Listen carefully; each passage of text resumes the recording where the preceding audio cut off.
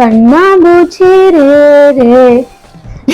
சாய் இந்த hair style எதுக்கு பண்ணனேன்னு தெரியல. என்னோட ஹேர் ஃபால் ஆகி விட்டது. சீரியஸா நல்லா இருக்கு இந்த ஹேர் ஸ்டைல். எனக்கு போதி தர்மர் கொண்டை தெரியுதா?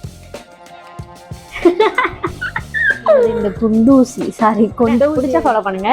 கம்பல்லாம் பண்ணல நானு. இது என்ன பந்தல் மாதிரி இருக்கு. எதுவும் கிளார் எடுக்கல. Hey all, this is Preethi. Welcome to my channel. இன்னைக்கு நம்ம என்ன வீடியோ பார்க்க போறோம்னா சில ஹேர் ஸ்டைல்ஸ் நம்ம ட்ரை பண்ண போறோம். அதுவும் சில ஹேக்ஸ் பார்த்து அது ஹேக்ஸ் சொல்லலாம் இல்லாட்டி ஹேர் ஸ்டைல்னே சொல்லலாம். ரெண்டு வீடியோ மிக்ஸ்ட் அப் தான் எடுத்து வச்சிருக்கேன். ஒரு 5 to 6 வீடியோஸ் நான் எடுத்து வச்சிருக்கேன். ஸோ அவங்க பண்ற மாதிரியே நம்மளும் பண்ணி பார்க்க போறோம். நமக்கு எப்படி வரப்போகுது அப்படின்னு சொல்லிட்டு நம்ம பொறுத்து வந்து பார்க்கலாம். ஸோ நோ ஃபர்தர் டிலே, இப்போ நம்ம வீடியோக்குள்ள போலாம் வாங்க.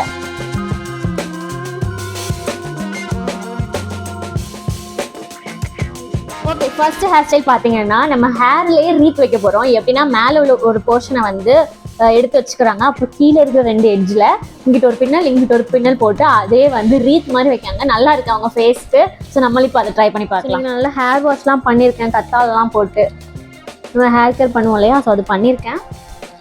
நான் ஃபஸ்ட்டு வந்து ஒரு போர்ஷன் எடுத்து நான் வந்து கொண்டை போட்டு வச்சுக்கிறேன்.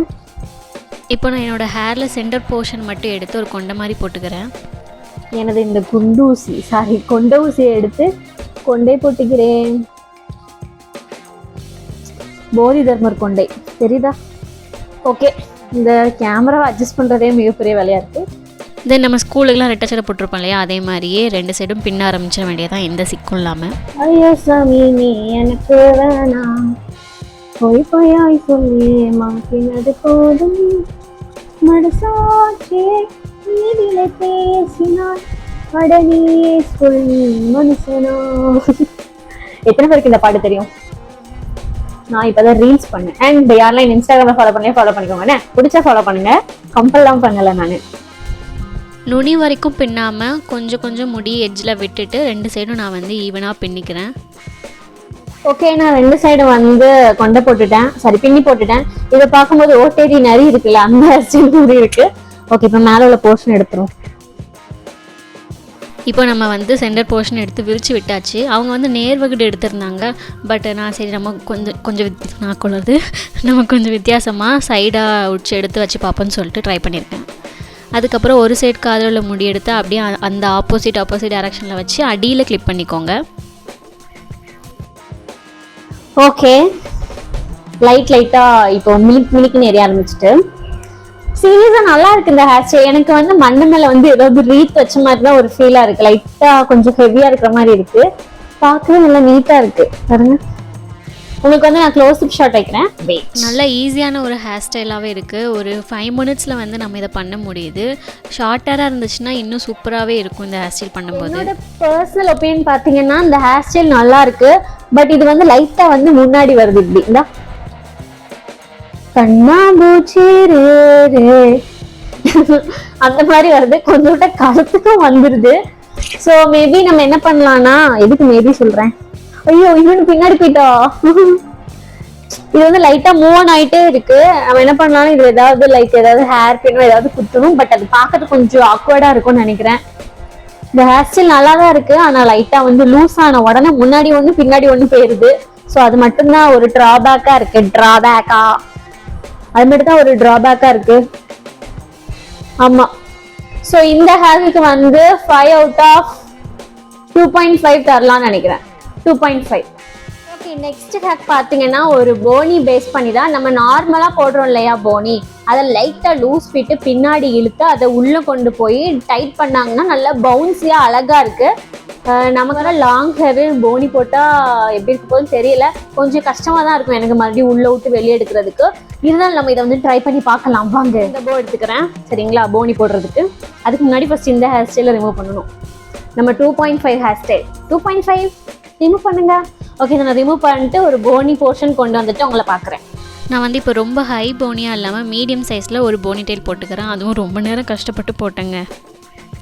போனி டெயில் கொஞ்சம் கேவலமாக தான் இருக்குது. பட் இருந்தாலும் நம்ம அந்த ஹேக் மட்டும் ட்ரை பண்ணி பார்த்துடலாம்.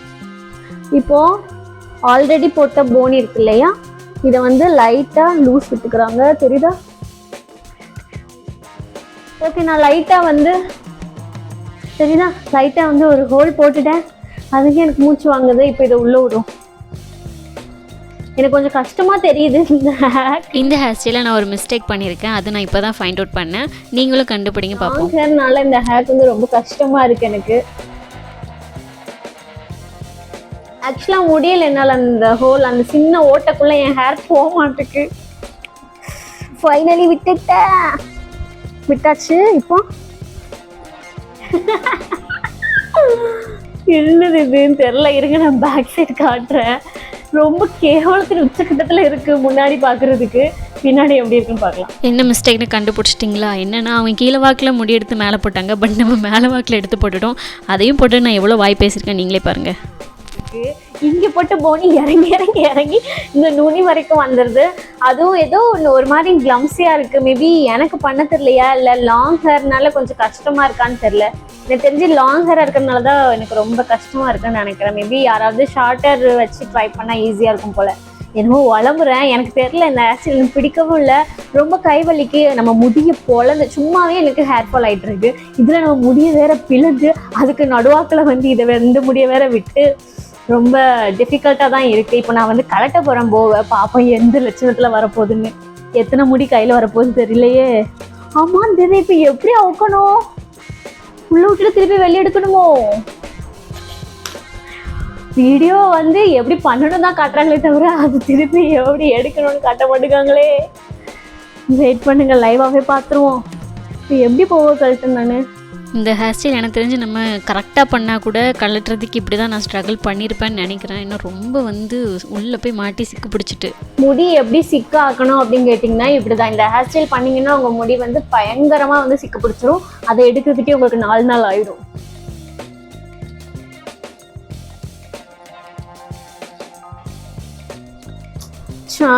இந்த ஹேர் ஸ்டைல் எதுக்கு பண்ணனேன்னு தெரியல. என்னோட ஹேர் ஃபால் ஆகி விட்டதும்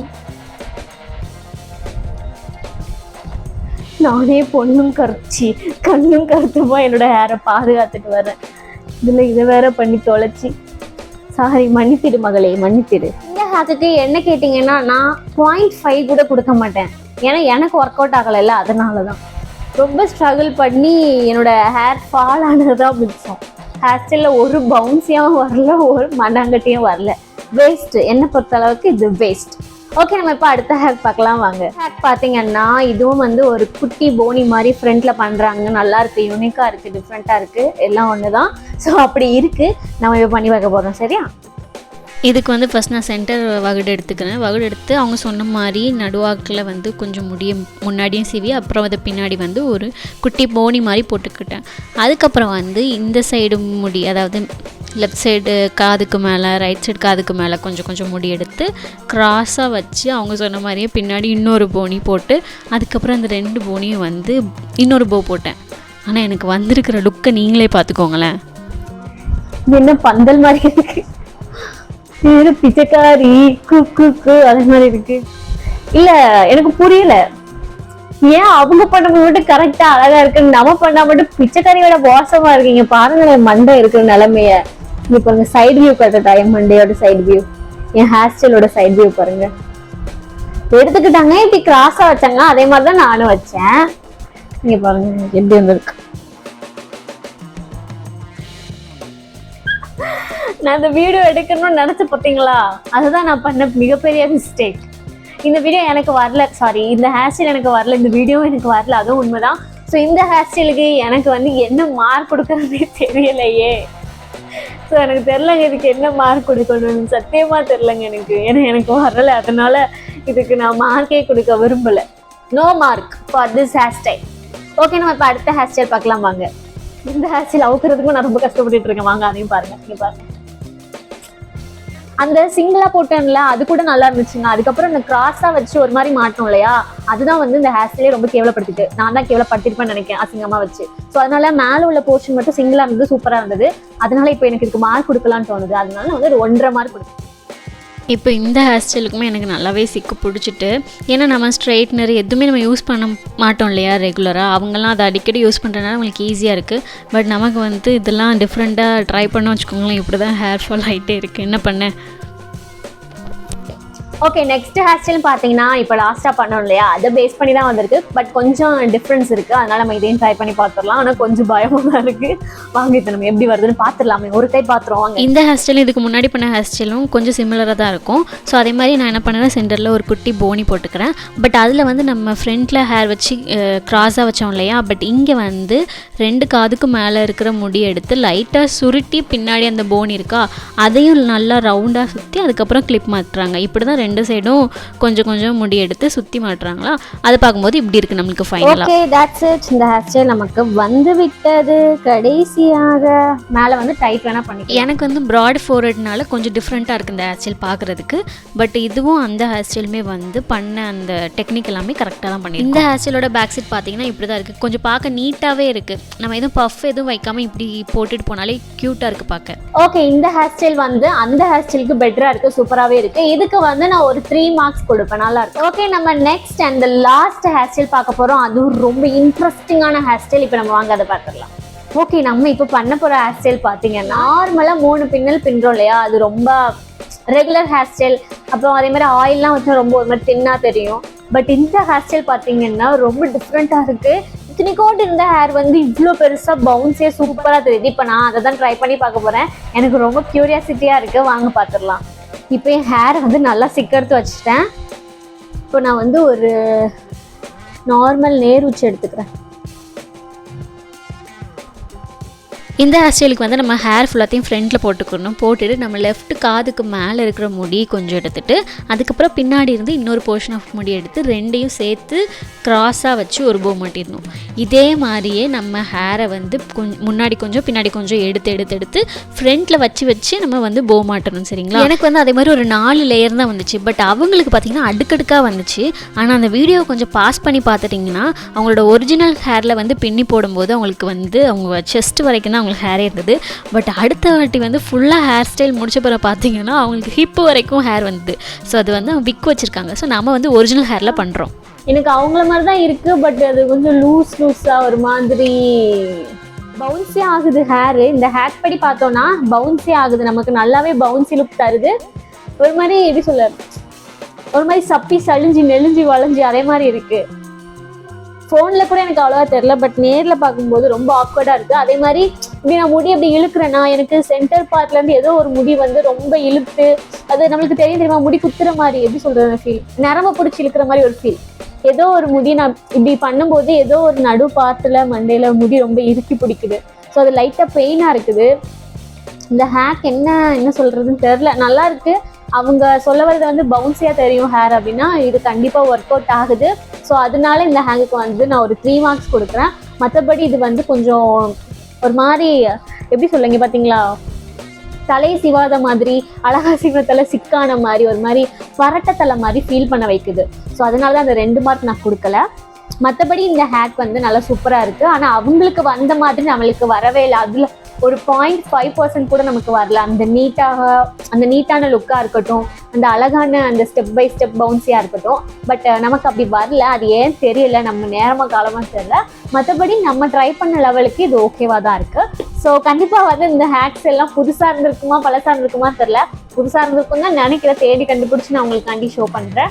எல்லா ஹேக்கோட ஹேர் ஸ்டைல்ஸ்க்கும் வந்து நான் உங்களுக்கு அவுட்ர சீன் காட்டினேன். இருங்க இதோட அவுட்ர சீன் பார்ப்போம். ஹேர் ஸ்டைல் ஹேக்லாம் வந்து அவங்களுக்கு பண்ணும்போது நல்லா இருக்கு டு பி ஃப்ராங்க். பட் அதை நம்ம ரியாலிட்டியாக எடுத்து பண்ணும்போது இட் டசன்ட் ஒர்க் அப்படின்னு சொல்லுவேன். ஒர்க்கே ஆக மாட்டேங்குது. ஏன் அப்படி? அதே மாதிரி நிறைய ஹேர் ஸ்டைல் ஹேக் பார்த்தீங்கன்னா அது அவங்களோட ட்ரூ ஹேரா இல்லை அந்த எப்படி சொல்லுவாங்க விக்கானே தெரியல. ஏன்னா அந்த ஹேருக்கு சிக்கே பிடிக்க மாட்டேங்குது. நமக்கு ஒரு ஹேர் ஸ்டைல் பண்ணால் சிக்கு பிடிச்சிருது. ஆனால் அந்த ஹேர் ஸ்டைலுக்கு ஒரு சிக்குமே பிடிக்க மாட்டேங்குது. நீட்டாக எடுத்தால் அப்படியே அழகாக வருது. நமக்கு பாருங்க இந்த பேண்டு உள்ள மாட்டிட்டு எல்லாம் என் நேரம். சரி மக்களே, நான் அவங்கள்ட்ட ரொம்ப பேசிகிட்டு இருக்கேன். நான் அடுத்த வீடியோவில் வந்து உங்ககிட்ட பேசுகிறேன். பாய்.